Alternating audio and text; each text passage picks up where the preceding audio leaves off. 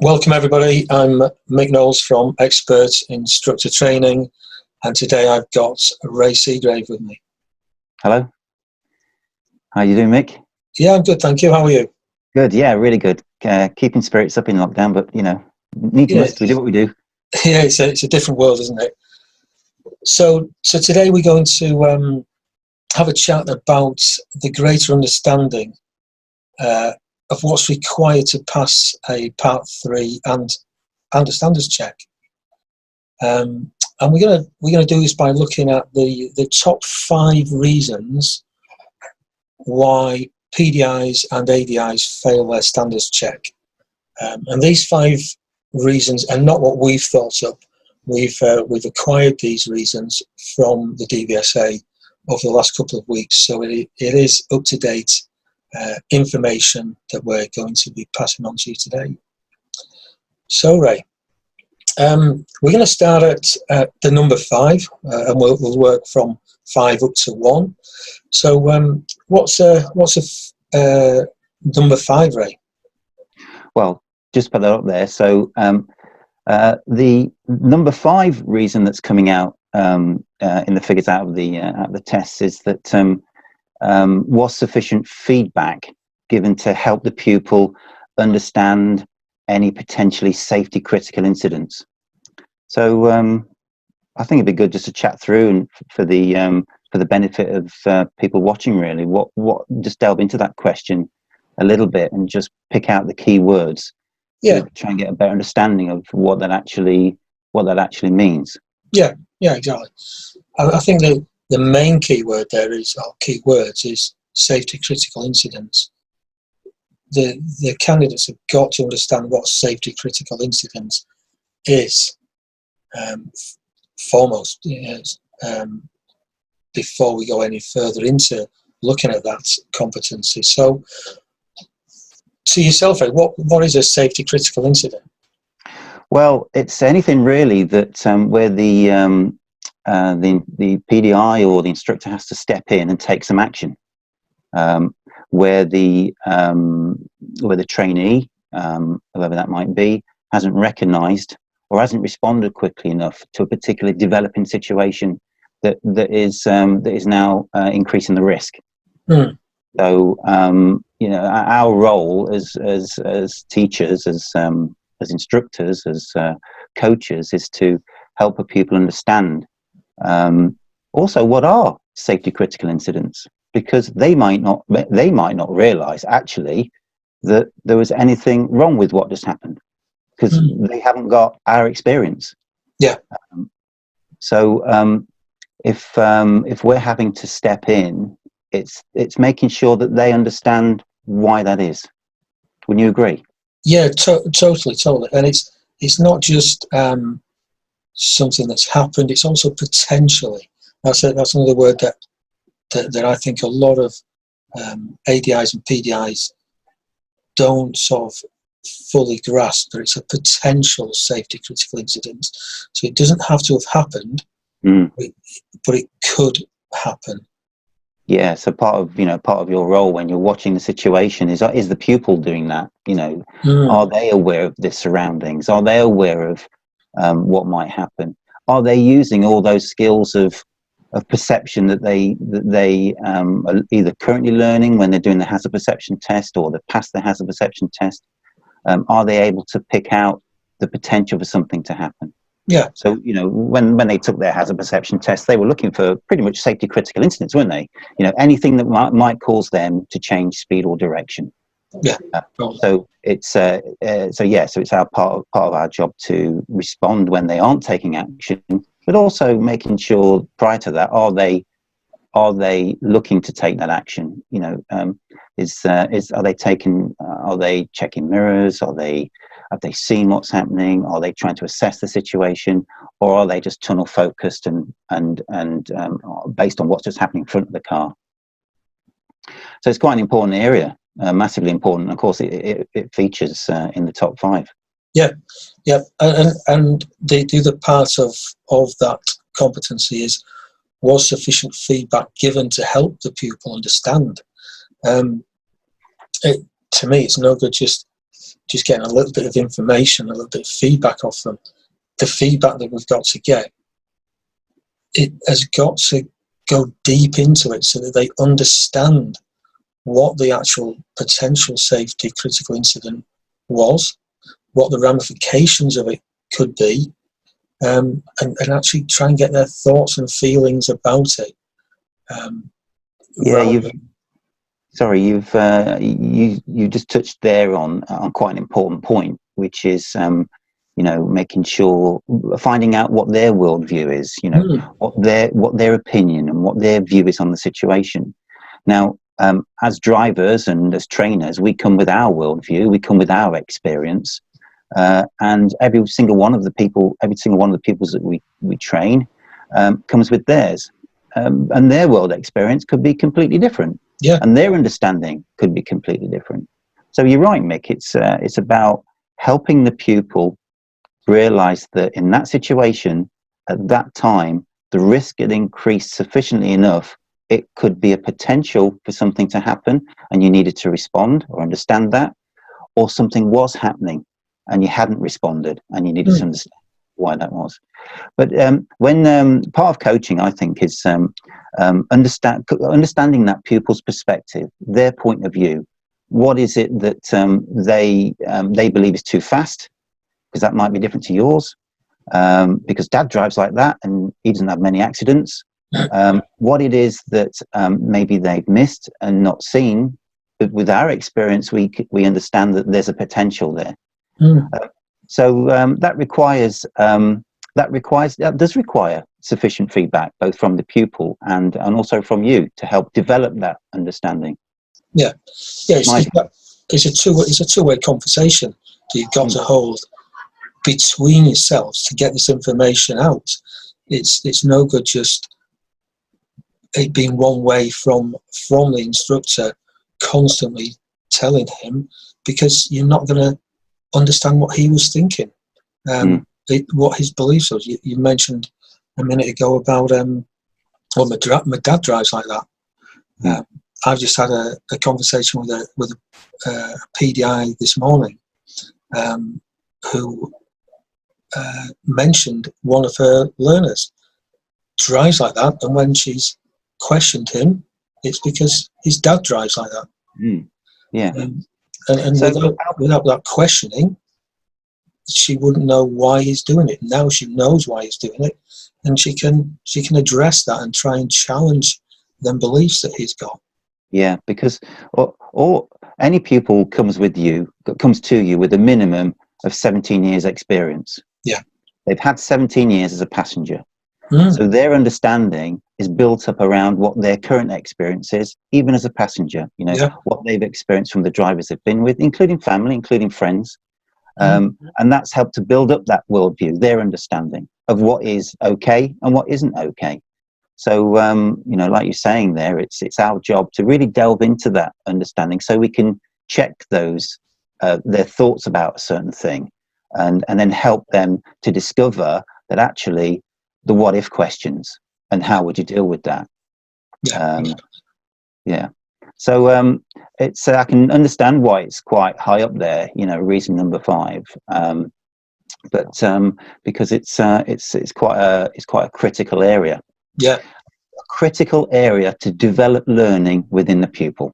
Yeah, exactly. So shall we move on to number 4 then? Okay, so number 4. We've got number 4. So was the pupil given appropriate and timely feedback during the session? So with this competency, we're looking at was the feedback timely, and also was it appropriate? That's the two main things: timely and appropriate.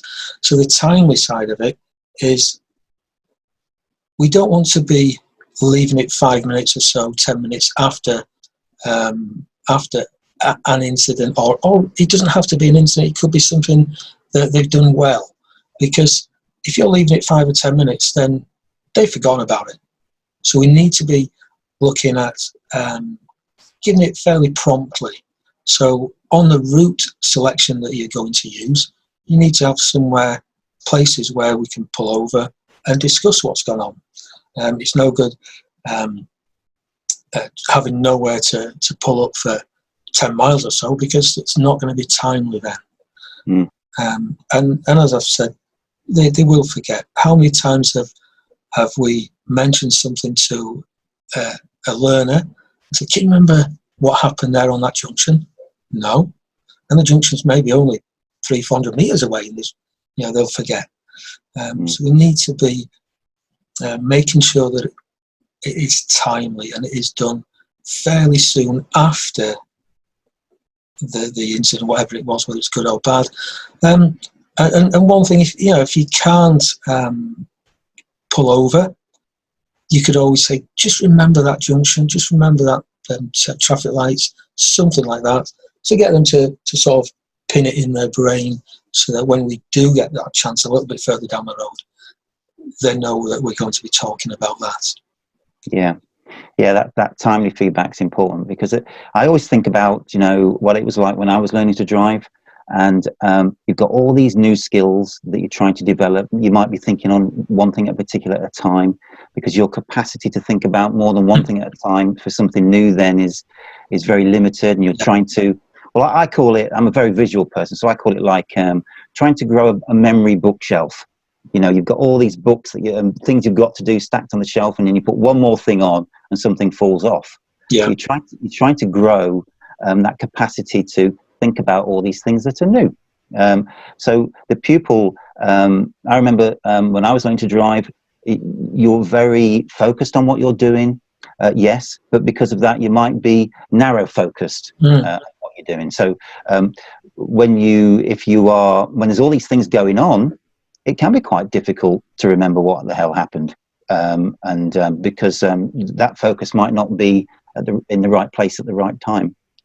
So that timely element will help that recall, that memory recall. Exactly. So and maybe they might need a few prompts. If you're questioning, when you're questioning them about what's happening, it may be that you just need to narrow the questioning down a little bit and get them to and talk about a particular thing that might have been there, or a particular junction, or a particular thing they might have seen. So do you remember when? So it helps them just to bring that thought process down to that point you're trying to work on with them. And if that's happened a long time ago, well, you've got even less chance of that happening. It's interesting what you just said there about sort of narrowing it down and bringing them into that point. Because I've heard ADIs and PDIs say, well, my trainer said I can't do that because that's not client-centered. Where to me, yes, I fully understand where they're coming from with that, but if that learner hasn't grasped, hasn't understood what the issue was, then you've got to bring it down and narrow it down with questioning to get to that point, so they can understand and discuss the reasons why they've done it in whatever way they've done it. Yeah, because it may be that they are wanting to work with you on it and wanting to try and sort the problem out, but they just need a little bit of help of when it was. So because there's such a lot going on, and there's a lot of this, and we're talking about questioning and feedback is part of that, isn't it? And when you've got a sufficient rapport developed with the pupil, then they are more inclined to sort of tell you what they think and what they feel, and they are inclined to want to work with you because they're trying the hardest to do a good job, and you're working with them. You're trying to help them find solutions. So part of that questioning is helping them come to a point where they can, I remember what happened now, and then they can then give you their opinion about that.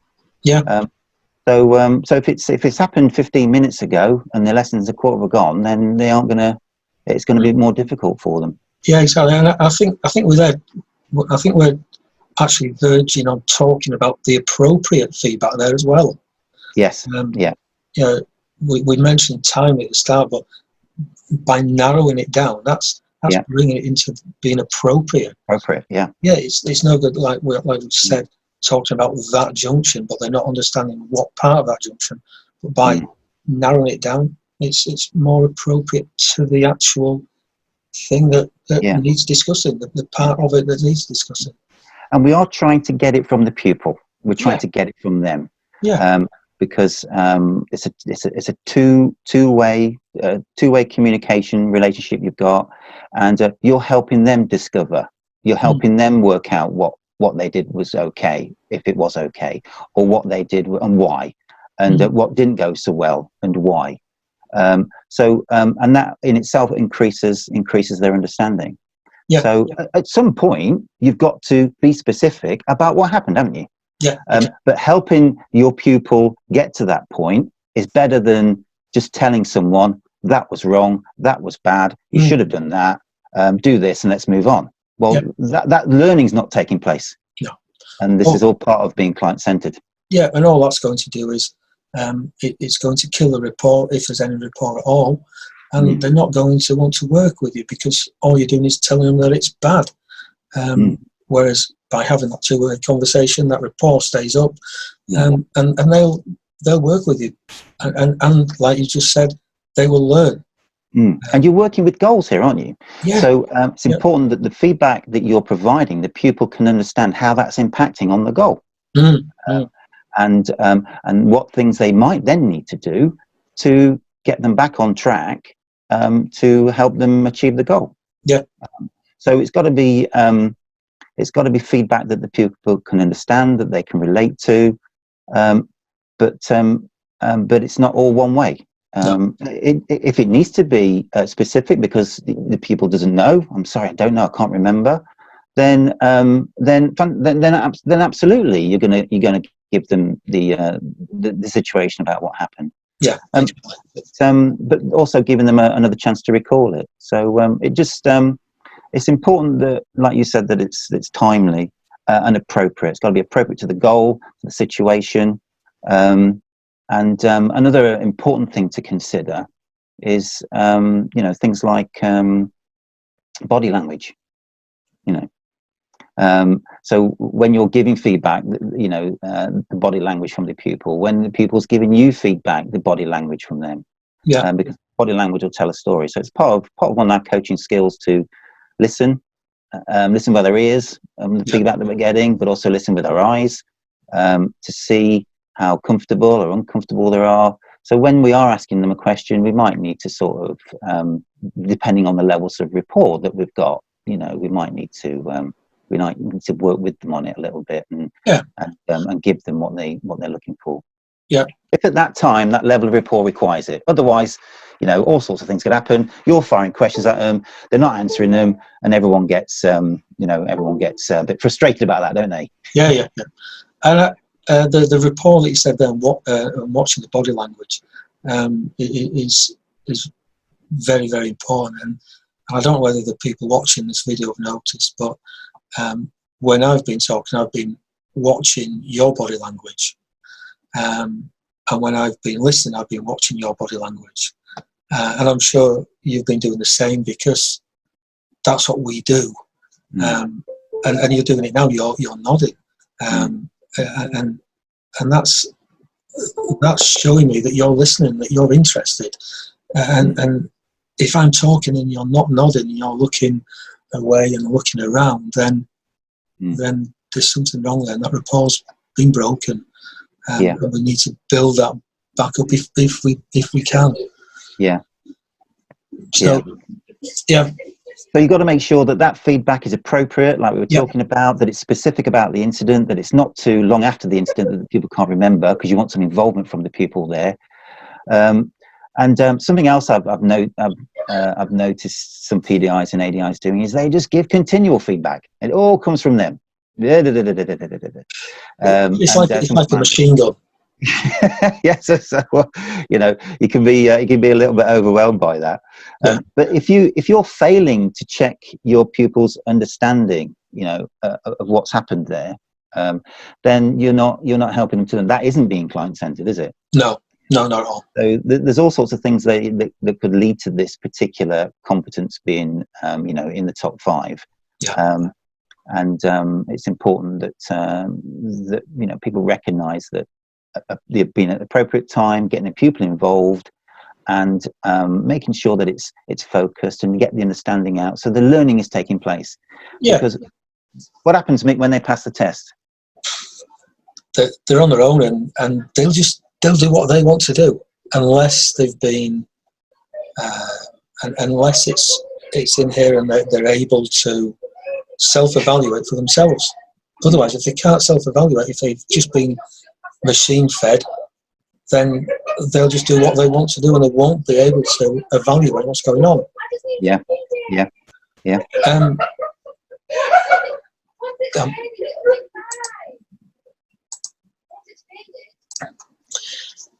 Yeah, one thing that might help you with ensuring that it's appropriate feedback is by recording your session, your feedback session. Obviously, you need to ensure that the pupil's happy with this, but just using a mobile phone just to record, you're facilitating that feedback, and then listen back to it later on, and you can then tell whether you're actually on constant send all the time and like a belt-fed machine gun, or whether it's that two-way conversation. Because sometimes we think it's a two-way conversation, but it's not actually. It's one way. But by listening back to what to the actual feedback session, that little element of it, you'll soon understand it, and then you can develop it and work on it yourself. Yeah, it's funny you should say that, because I remember when I took I was doing my training for my part 3. With permission, I recorded myself. It was audio at the time, and it was really interesting how much of the communication was going in each direction. Yeah. And I remember thinking, oh, I don't like hearing myself speak. But did I really say that? And or should I have said that? So all that sort of stuff, particularly for PDIs, is a really good tool, because you find yourself doing things you hadn't really understood that you did. Yeah. And when you hear the feedback from the pupil as well, one of the other great things about that is that while you're listening and you're learning your listening skills, it's unless you teach yourself not to preempt what the pupil is saying and come up with an answer before they've even finished, you're not listening to them. No. And in those situations, it's quite easy to miss a little nuance around something they've said, or even a couple of words they've thrown in the sentence, like "my dad." And if you miss that, there's a missed opportunity then during that feedback to delve into something that could be really quite relevant to what's just happened. Yeah. It's like that competency there they've got there. It's the couple of little words that we've sort of delved into, the appropriate and the timely. But you're right. If you're preempting what they're going to say, you're not going to listen. And one great thing that I always try and pass on is that we've got one mouth and 2 ears. So listen more than we talk. Yeah, absolutely. So should we move on? Are you ready? Yeah, let's move on to number 3. Okay, so number 3 in our top 5 rundown is this one. So was the pupil encouraged to analyse problems and take responsibility for their learning? What's your view on this one, Meg? Well, again, it's more feedback, really, isn't it? Was a pupil encouraged to analyse the problems and take responsibility for their learning? So we've just spoke about feedback in the previous 2, and even though it doesn't say feedback in there, it is really more feedback. Was a pupil encouraged to analyse problems? Did you encourage them to talk about the problems and look at the different issues that whatever they did could cause, and the different ways around it. And that's the first bit. And the second bit is, did they take responsibility for their learning? So have you let them take that responsibility for their learning? Client-centered learning, them taking their responsibility for their own learning. But yeah, it's strange that the first three that we've spoke about are all to do with feedback. Yeah. And I think when you get towards the end of what we're talking about today, it'll be easier to pick out the linkages between not only these 5 competences that we're talking about, but all the 17 different competences within those three broad categories that are being marked. So because they all are interconnected, and we'll probably talk a little bit more about that, and some more of that will come out as we carry on. This takes me right back actually to my experience when I first passed my test, and I use this one quite a lot because whenever I made a mistake, whenever a driver sounded the horn at me after my test, my first thought was, what did I do wrong?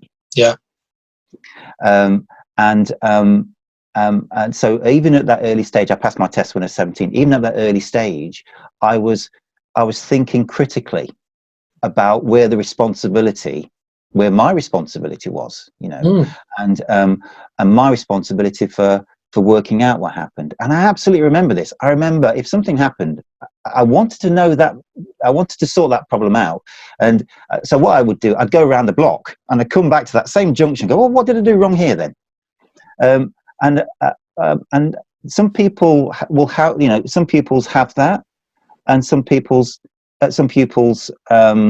develop that skill. I think for me, I was lucky enough at that early age to have an understanding that I needed to know what didn't go so well, and what was the reason for it. Because in everything that we do, when we're asking ourselves those 2 questions, it's a learning opportunity, isn't it? Yeah, it is. So analysing problems is a learning opportunity to understand where the issues are. So then working out who has responsibility now for solving those problems and taking on that responsibility. Because some younger 17-year-olds, you come across them, they maybe haven't had to take any sort of responsibility in their whole life.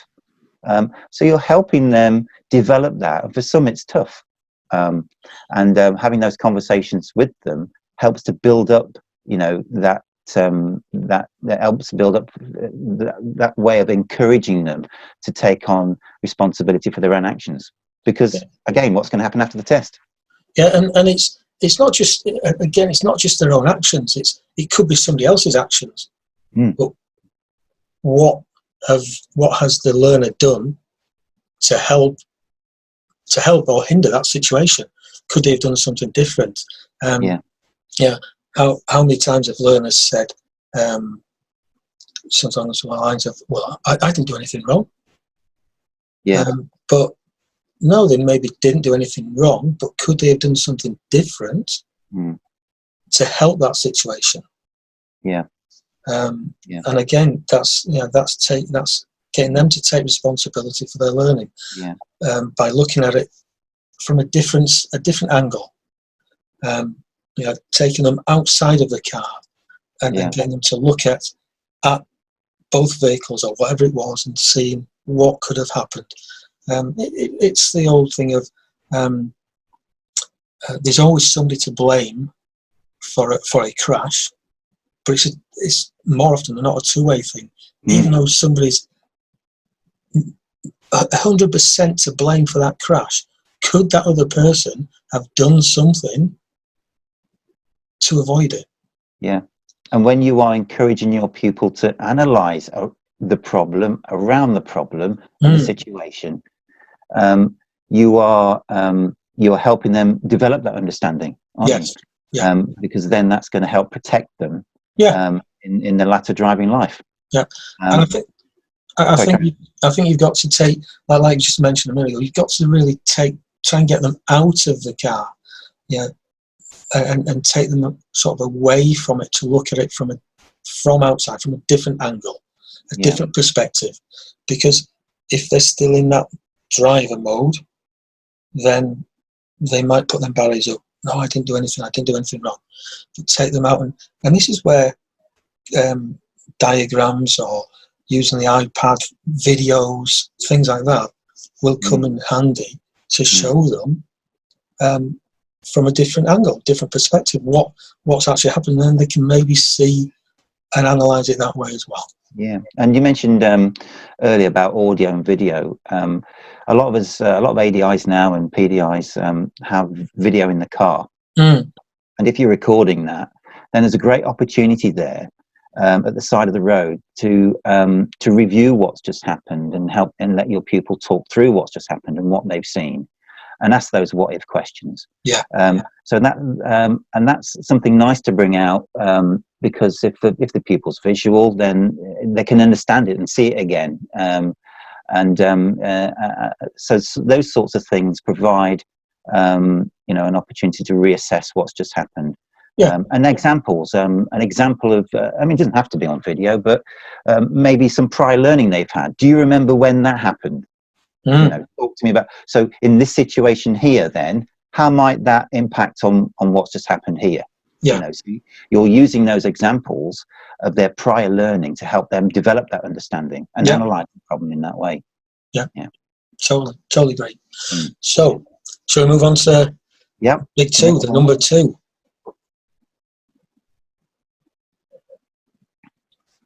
Was the teaching style suited to the pupil's learning style and current ability? So we're actually moving away from feedback here, and moving more into teaching style. So what's your take on this, Ray? When I first became a driving instructor, I found the current system at the time very prescriptive. It's different now, which I'm pleased to say, because it's more client-centered, it's more customer-focused, it's more pupil-focused, and part of developing a really good rapport with the pupil is understanding how they best like to take information in. Earlier I said that I was a visual person. And someone asked me once, what was the last book you've read? And I honestly told them I've never read a book. I've dipped into books, I can read, but my interest and my entertainment doesn't come from the written medium. It comes from a visual one, because I can try to get that information in. So in that respect, we're all different, you know, and we take information in a different way. And I remember when I was at school being frustrated sometimes by how the information was being delivered to me. And that made me good at certain subjects and not good at others. So here, when the standards check came in and things started to change, it started to so much focus on the pupil a lot more than ever did before. So teaching style is about us, isn't it? Okay. Pupils' learning style is about them, and that's great when you've got a match, but what happens when you've got a mismatch? So first of all, it's understanding what your pupil's learning style is, so you can then change up how you deliver that information so it doesn't build up the frustrations, and it does better, more closely match how the pupil prefers to take that information in. And in this one here, and it's right up there, isn't it? It's reason number two. It's the we're almost at number one.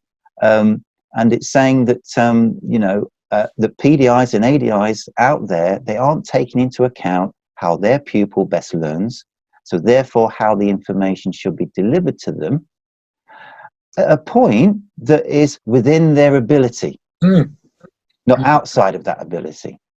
So stretching them too far, which again would lead to frustration. My own learning style is kinesthetic, with visual as well. Read write, yes, I can read, I can write. And I was asked the same question by the same person as well about what was the last book I read. And I've actually got both of them here, the last two. The last one was this one, but I didn't read it because to me, reading this is a difficult read. So I had it on audiobook and I listened to an audiobook. However, I read that and that's fine because that's not a difficult read to me. But it, so you've got to adapt to the pupil, and like I've just said there with the read write, for me, sometimes I can do it, sometimes I can't, depending on what it is. And you quite often find that learners will do that. They'll have 2 or 3 or maybe all the learning styles they might learn from, and one subject they might be kinesthetic and might want to just have a go at it and learn that way. But then you come on to another subject and you're thinking they're going to want kinesthetic learning here, and they no, I want a visual. I want to read write. I want a handout on this one. I want to be able to read something. So they do flip and change, and like you've quite rightly said, that we've got to match our training style to their learning style. It's no good being an auditory trainer, for instance. You mean a teller? Yeah, telling somebody. When they want to just have a go and kinesthetic. But to me, I've been thinking why this competency is number 2, and is it a throwback to the old PST style, where we didn't really look at the teaching styles and the learning styles? It was just one way. So is it a throwback to that? Is it a bit of legacy from that? With the ADIs maybe that have been in the industry and are so used to doing the PSTs, because if you've been doing something for 15, 20 years, it's going to be hard for you to break that way without you, especially if you're not going and getting training and trying to develop yourself, then it's going to be hard. So if you're in that boat, then I'd suggest that maybe you need to go and get some training and look at ways that you can break that mold of being a one-directional trainer. But the PDIs that are coming through and struggling with this, could that be because their trainers are sort of in the same mold as well, if that makes sense? Yeah, it does. I mean, it's about finding the right trainers. Those at the forefront of what's happening in the industry. I came into, we qualified at a similar time. We had a conversation earlier. I was about 2 years after you, I think. We came into it when things were starting to change in the industry. The Hermes report came out, and the DSA at the time were looking at coaching as a tool that could help get into thoughts, feelings, and beliefs, and help look to try and change behaviours, and how to help the pupil learn more. So it was new for them at the time. So there is a legacy there, isn't there, of the way of the old way of delivering training, which over time will dissipate and go. But when it'll take a while for it to go. And in time that will improve, and in all these areas, I can't see. Hopefully, was the teaching style suited for the pupil's learning ability? Hopefully, it won't be up there soon. That's number 2. So it sort of suggests there's still a lot of things that need to be accomplished out there. In terms of how the trainer delivers the lesson. And it touches on rapport also, doesn't it? Understanding your pupil, understanding what your pupil's strengths are, what their weaknesses are, what they believe about their strengths and weaknesses are. And And because it's about you helping come up with a strategy that helps your pupil because you understand them like that so well. Yeah. Whereas if it was a very prescriptive approach, do this, do this, do this, and you'll pass your test. Well, you might pass your test, but what's going to happen after the test? You know, because there's no understanding and no learning developing there. Exactly. Yeah. Well, just one thing that you said there is very prescriptive. It's like having a fixed agenda. You know, the current ability. You're on lesson 4. You're doing left emerges, for instance. Well, you know, the current ability of that learner might be that he's a lot further ahead, or it might be further behind. Yeah. So we can't have that agenda, that prescriptive sort of, this lesson we're doing this lesson we're doing this. It's got to be on that person's current ability. And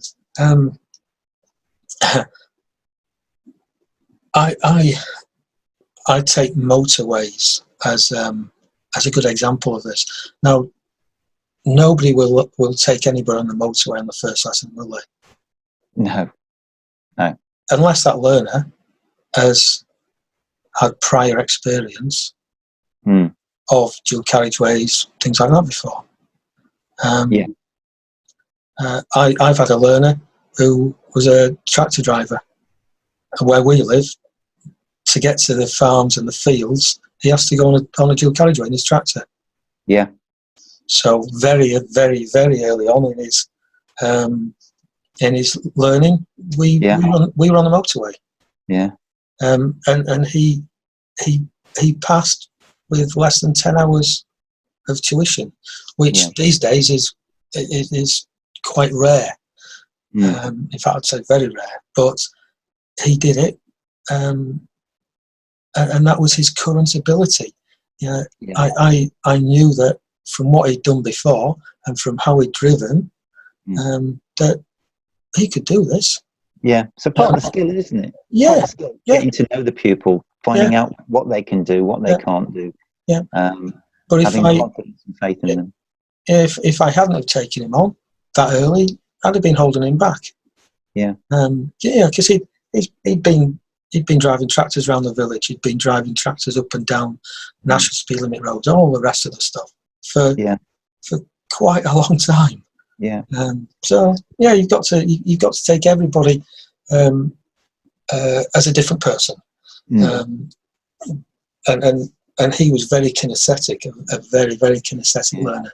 His brother, totally opposite, but he was very kinesthetic, and his ability was right up there. So why drag him down? Why hold him back? So that touches really on that ability, isn't it? And it's that understanding again. What are your pupils' abilities? Yep. Sometimes they don't know that. Yeah. And with your encouragement, they discover that, don't they? It's a discovery for them. Yeah. So if you're then able to match up and change what you do to match your current level of ability, in that situation you gave, if you took your tractor driver out for a move off and stop down the road for an hour, well, what would he feel by the end of the lesson? Do you know what I mean? So exactly. He'd have been bored. He'd have gone home. Yeah, he probably would have gone to a different instructor. Yeah. So that ability to be able to understand where the pupil is now, being able to challenge them but not overstretch them, take them so far out their comfort zone from what you're suggesting that they do, and that's then going to have a detrimental effect to the train, and it's going to and could lead to issues and problems. So understanding what their current ability is, matching what you are helping them with in a way that they would like that help. So is it and there's certain questions that you would ask at this stage in order to get to that, in terms of and that's what the examiners are looking for, that you understand their ability, you understand how they learn best, and then you're matching what you're doing to that, and then linking that to the practice that they've had, and maybe the theory that they've got, and encouraging them to take, and also at this point, encourage them to take ownership, because you're giving them options, aren't you? Yes. And it is that taking the ownership. that really does, in my eyes, it really does help them grow as a learner. Yeah. If they aren't allowed to take that ownership, then you don't see that growth. But as soon as you give them that opportunity to take ownership, you'll see a massive growth in their driving ability. In a way that they understand and in a way that they best learn. Yes. Isn't it? Yeah. Totally. Which is their learning style. So we're talking about here. We're talking about visual learners. We're talking about, you said kinesthetic learners, didn't you? Those that want to that learn by trial and error, want to give it a go, and those that are auditory. Those that like information given to them. You also mentioned, the audiobook. Yeah. So we are. I don't want to confuse anyone here, actually, because it's not a precise science. It's just a way that we've acknowledged in the industry and in the teaching industry generally, that people take information in. And we can be a whole mix of these things, can't we? Yes. I mean, I do listen, and but sorry, yes, I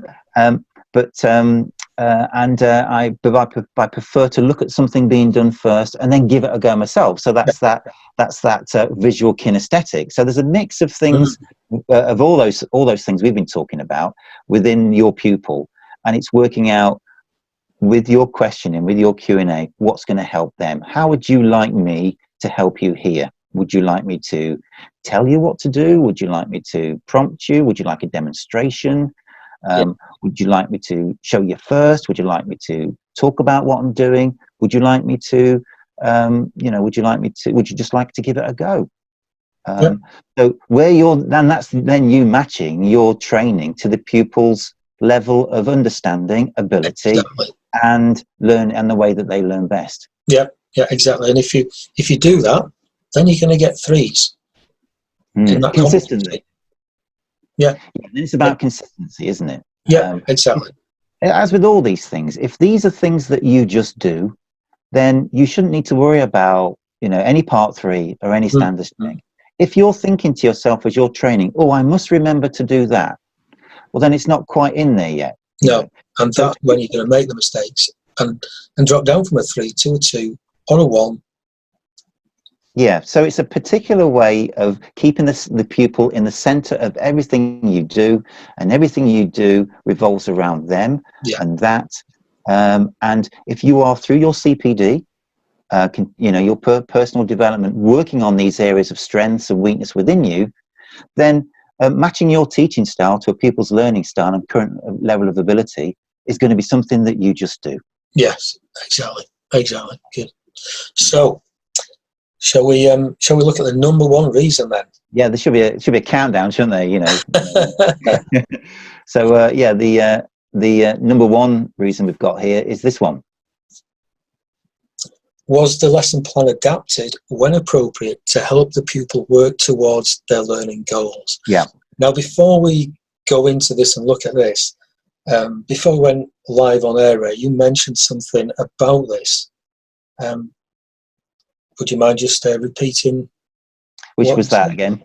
Which bit was that? Before we about when the standards check started. Yeah. What the number 1 reason was then? Oh yeah, that interesting, very interesting. This because the standards check started in about 2014. The first ones, I think it was about April of 2014, and so we're now at 2020. Okay, so we're 6 years gone by, and that's 6 years for people to understand these 17 different competences, go through some personal development around each of them, and all the 5 that we've been talking about today, and some of the first statistics that came out of that time put the number 1 reason for people failing their standards check was the lesson plan adapted when appropriate to help the pupil work towards their learning goals. So here we are 6 years later, and we've got, at the moment, we've got the same situation. So it's been a common thread that's ran throughout the past few years, that is not a really difficult one, first of all, to understand, and second of all, to put in practice. But Yeah. again, it's one that's about the pupil. It's understanding the pupil, what their needs are, and how you might change up what you do to help them out with their acceptance, with their agreement, because that will then help them in some way to better achieve their goal. Yes. That's the first part of it. And then the second part of it is, well, what if they achieve their goal? What are you going to do next? Yeah, but it needs to be adapted, and it's strange. It really is how, and interesting, like you said, about why this is still the number one reason after all this time. It just goes to show that we are either we're either disregarding training and carrying on as what we were doing 6 years ago, or we as an industry aren't understanding this competency and aren't realizing when we need to adapt. To me, like you just said to me, this is a fairly easy one to understand. Was the lesson plan adapted when appropriate to help the pupil work towards their learning goals? So I recently did my audit inspection, and I actually based it on this competency. And what I did to show that I was adapting the lesson was the session was on junctions, emerging left from junctions, but there was a little issue. So I brought them away.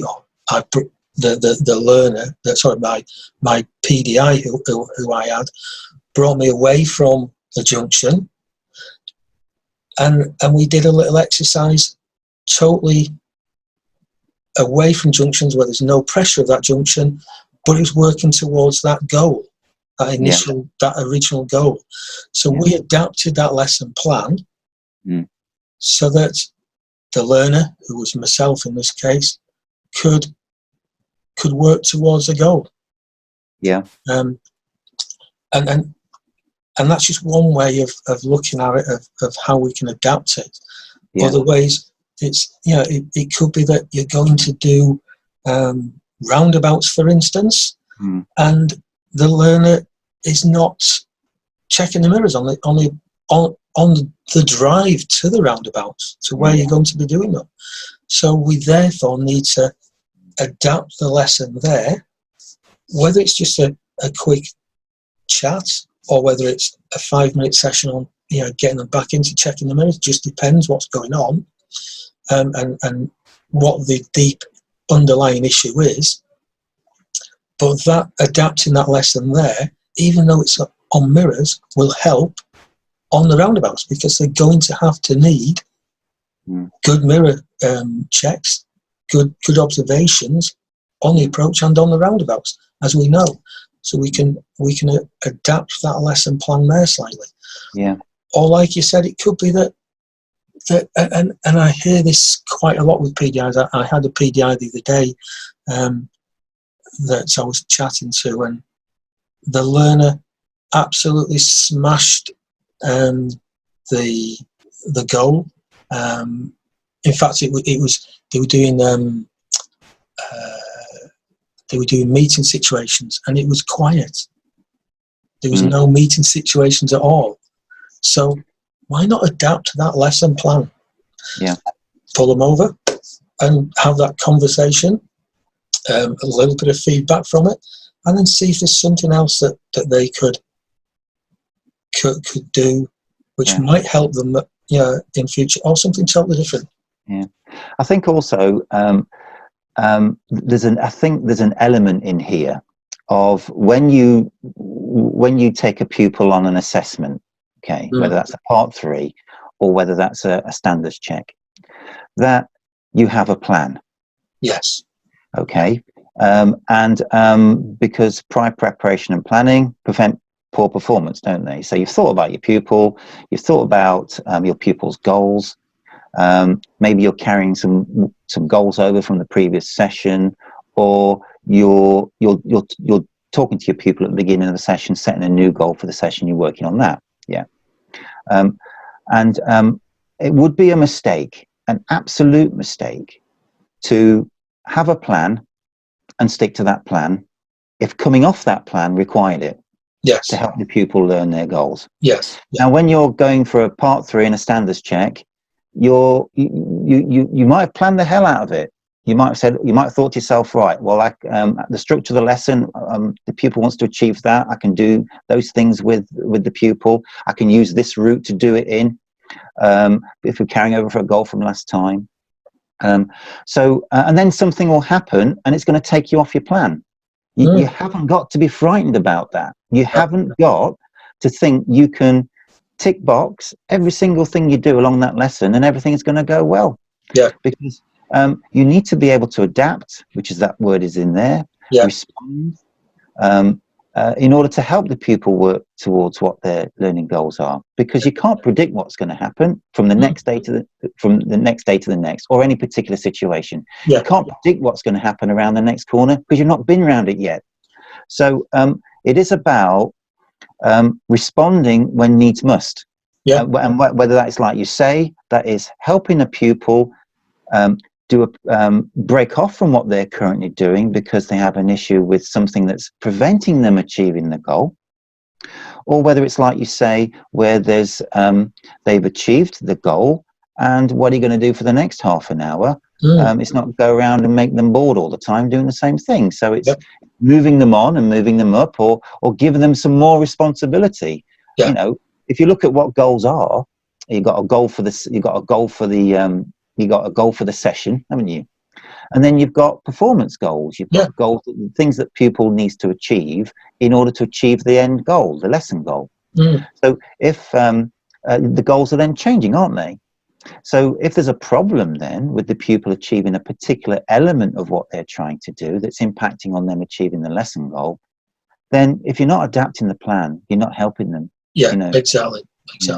With their permission, of course. So and that's about having that conversation with the pupil.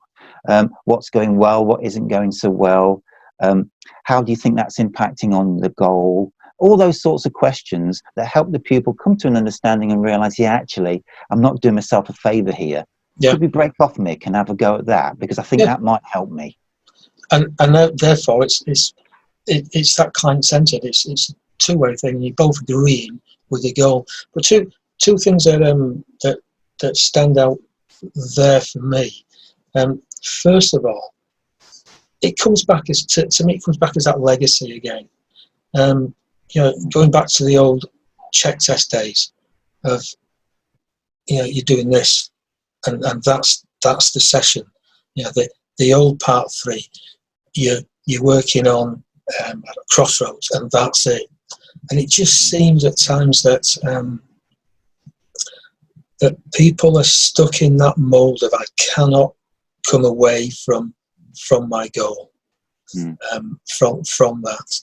I did say there was 2. The second one's just gone out of my brain. But yeah,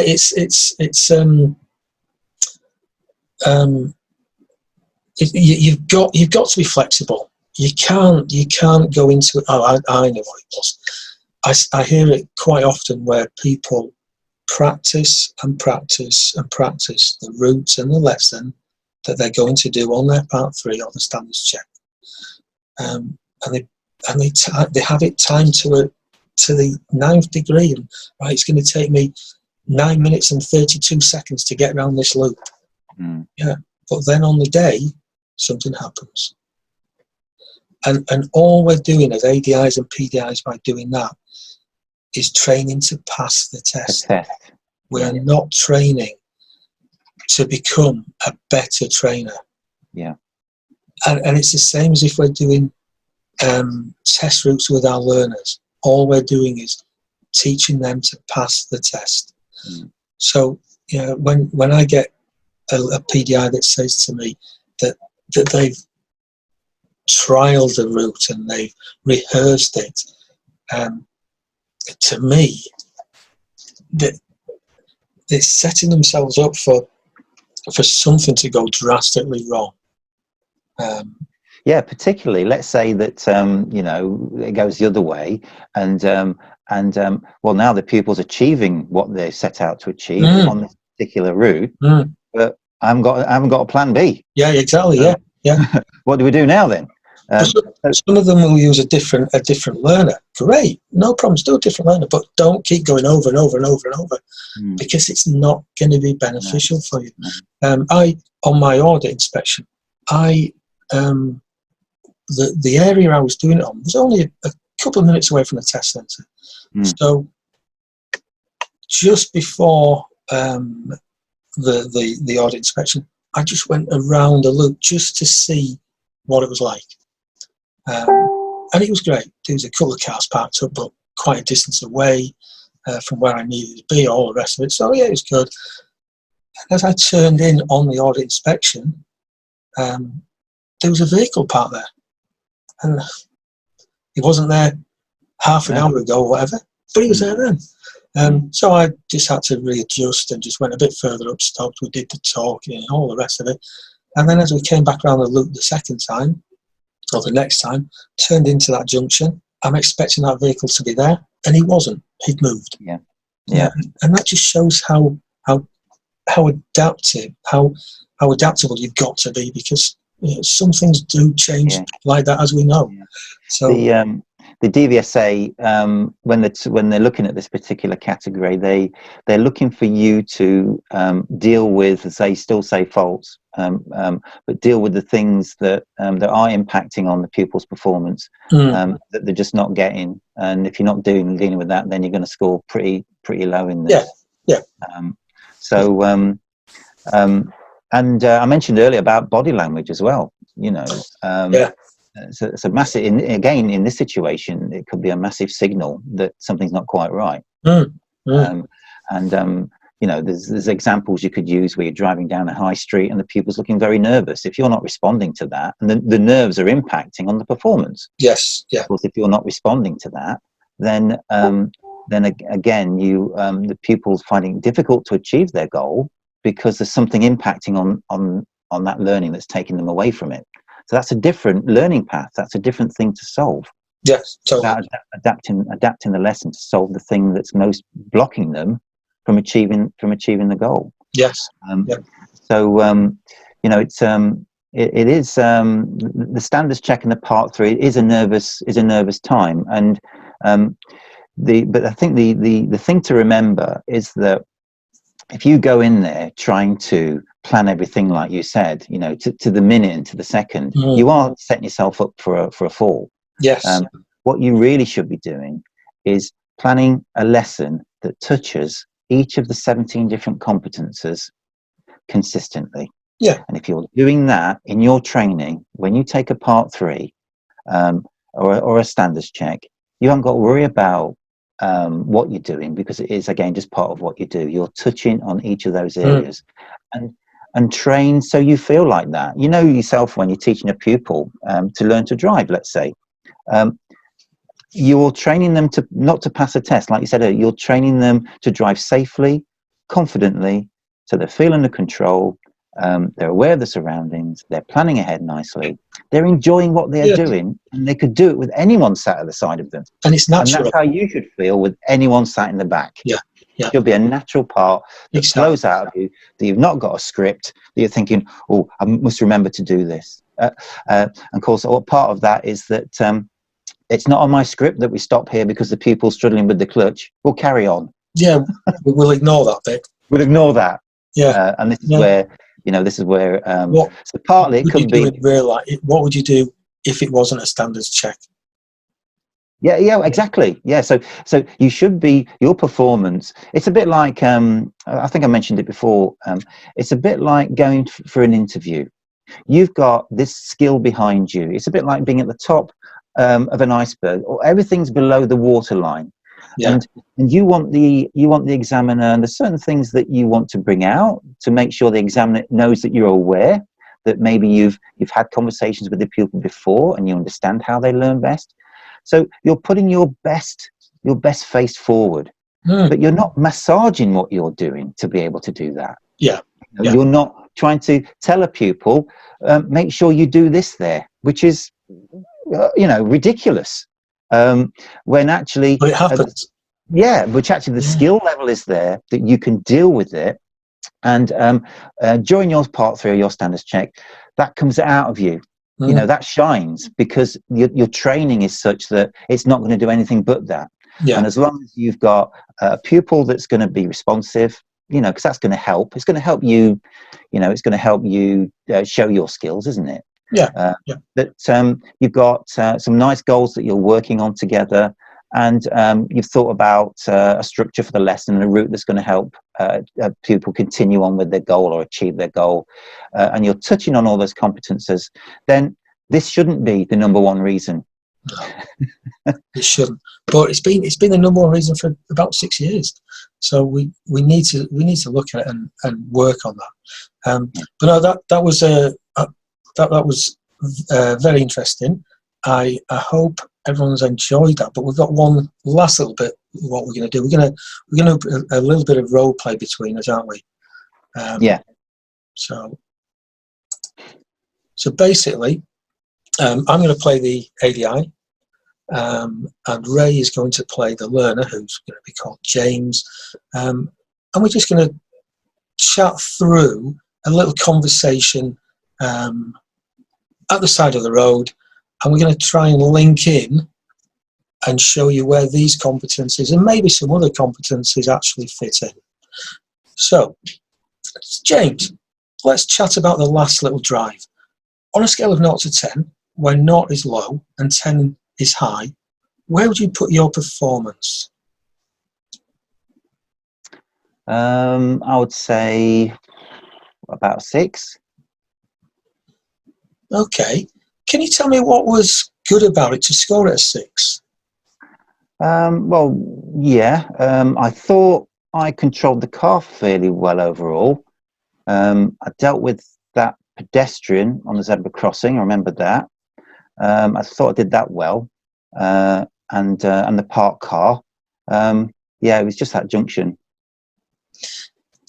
Yeah, I thought you did deal with the zebra crossing and the parked car well, but tell me more about the junction then. I think I approached the junction too fast because I just didn't feel I had enough time to get everything in. So I just felt a little bit rushed, really. Okay, was there a reason why it was rushed? It's a busier junction than most of the others that we've done today. So I was a bit nervous and a bit scared I wouldn't remember what to do, and something would go wrong. It looked like you were scared. I was watching you approaching it. So can you tell me what happens when we are scared? Well, it's a typical me. This is. I tend to overthink things and change my mind a lot. Sometimes I'm just not sure, which is, I guess, is what happened there. And I suppose that's probably the reason why you had to help me. So if I hadn't have helped you by telling you to slow the car down, what may have happened next?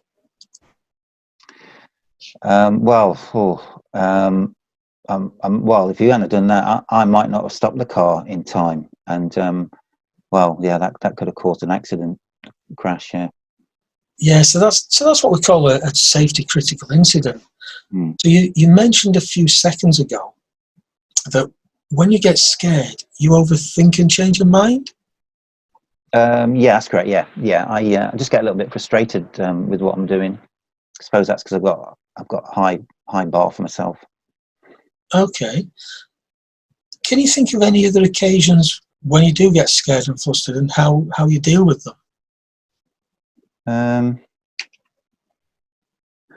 When I'm running late for college, I hate it.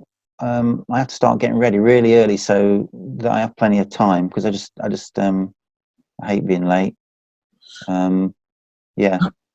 Okay. How does that make you feel then when you do get ready early and you give yourself plenty of time? Well, it's much better. Yeah, you just feel relaxed, and you don't feel hurried. Yeah, it's loads better.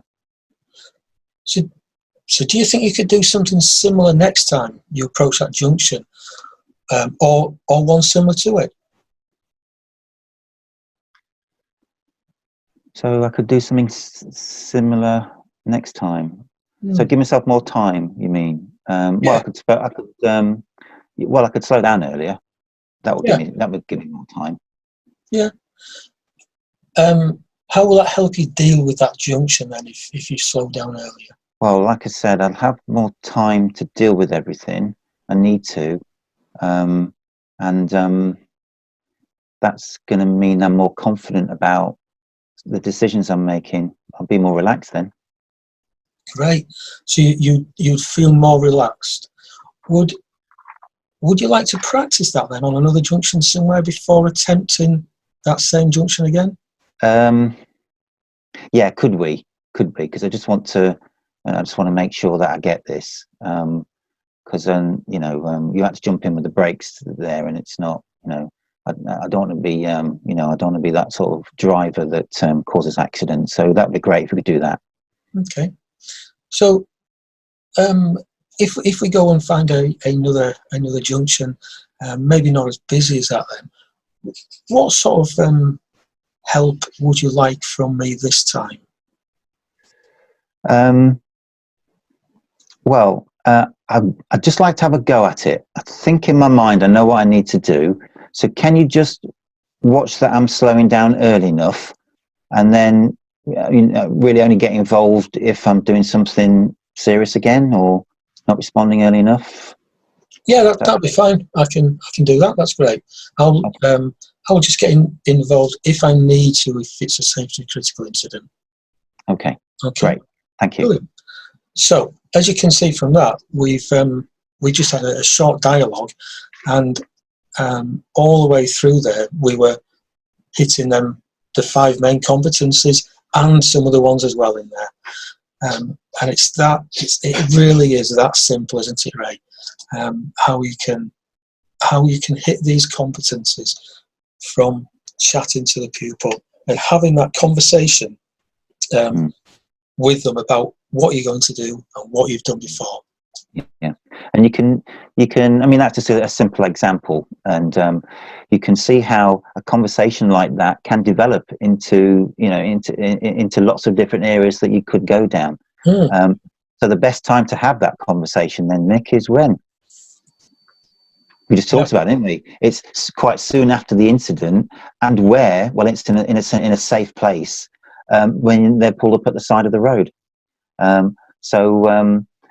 And it just gives the pupil time to think, you time as the trainer to listen to what they're saying, to watch their body language, and time to delve into those areas that are important to the pupil that they want to solve, but also some hidden things that you might want to question them about, that could be something they're doing around the problem that's making it hard for them. Yeah, totally agree with you. So I hope everyone that's watching this has gained something from it. It's been enjoyable chatting to Ray, and Thank you. no problems at all. Thanks for agreeing to do this. We'll get this posted out and let people have a look and see what they think. Thanks Great. a lot, Ray. Thank you very much, Mick. No problems. Cheers. Cheers.